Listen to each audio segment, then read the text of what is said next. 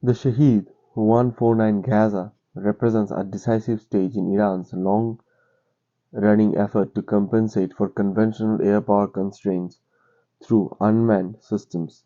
It is not an isolated technological advantage, but the cumulative outcome of 2 decades of doctrinal adaptation, sanction-driven industrial improvisation,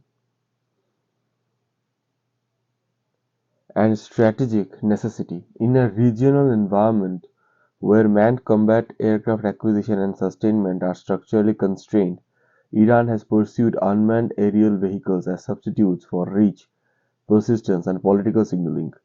The Gaza drone embodies this logic in its most mature form to date.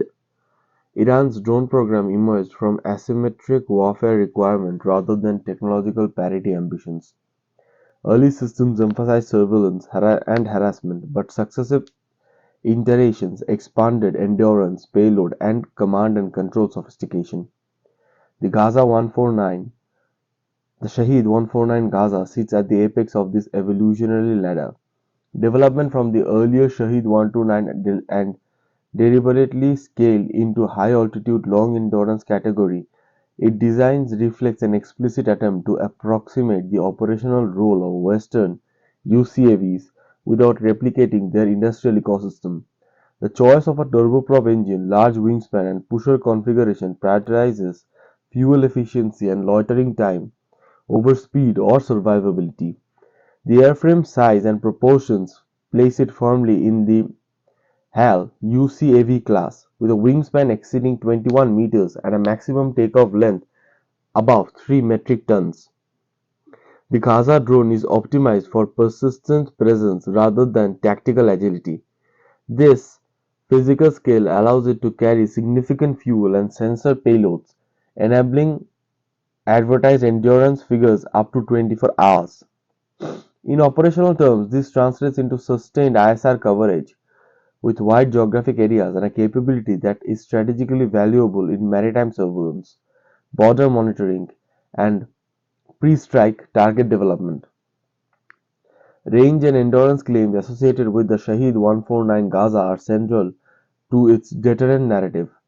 A reported ferry range of approximately 7,000 kilometers and a combat radius of around 2,500 kilometers suggests a platform designed to operate far beyond Iran's immediate borders.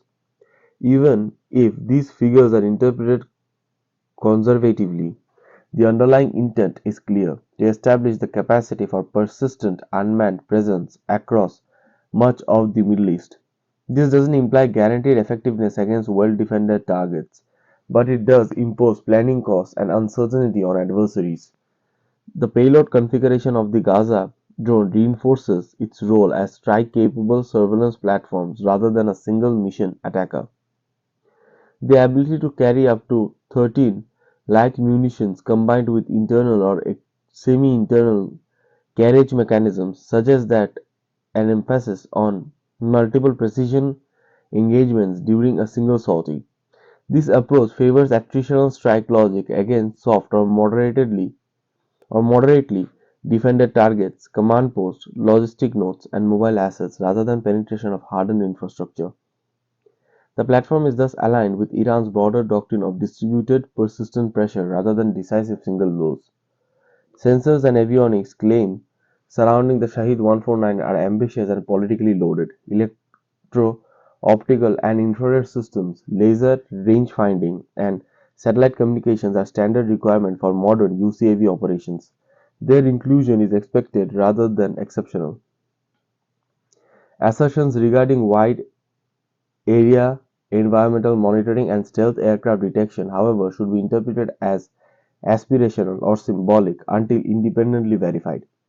In Iranian defense communications, sensor capability often serves a signaling function, project technological confidence irrespective of actual battlefield performance. Command and control architecture is a critical element of the Gaza drone strategic utility. The presence of satellite communication antennas indicates an intention to operate beyond line of sight, enabling centralized control or relay-based mission management.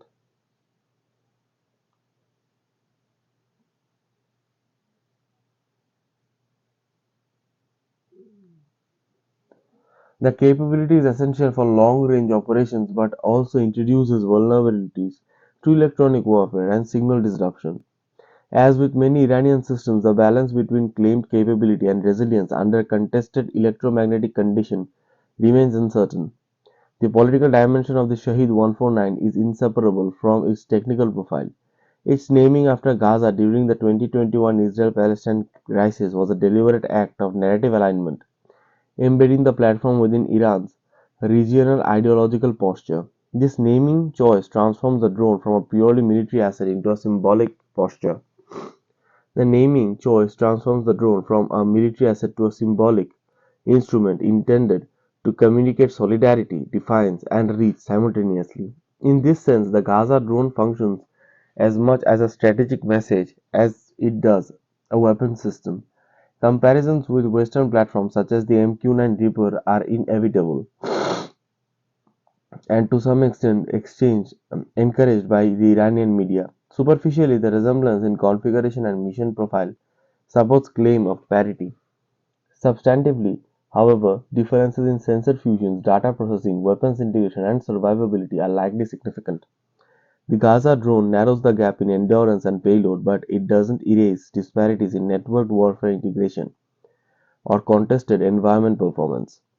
From an industrial perspective, the Shahed 149 demonstrates Iran's capability to produce large and complex unmanned systems under sanctions.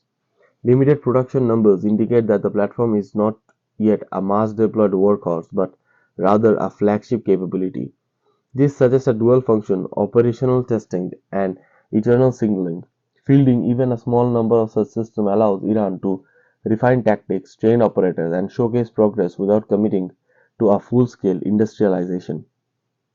Strategically, the Gaza drone fits into Iran's layered approach to power projection. It complements ballistic missiles, cruise missiles, loitering munition, and proxy forces by adding persistent aerial surveillance and strike capability. In scenarios involving weak or fragmented air defenses, it can operate with relative freedom. Against modern integrated air defense systems, its survivability is limited, but its mere presence can still force adversaries to relocate sources to allocate resources to detection, tracking, and interception. In conclusion, the Shahed 149 should be understood not as an attempt to dominate contested airspace but as a calculated expansion of Iran's unmanned reach. Its value lies in endurance, symbolism, and asymmetric leverage rather than technological supremacy. As a system, it reflects Iran's strategic reality: constrained access to conventional air power compensated by persistent unmanned platforms that blur the line between military capability and political messaging.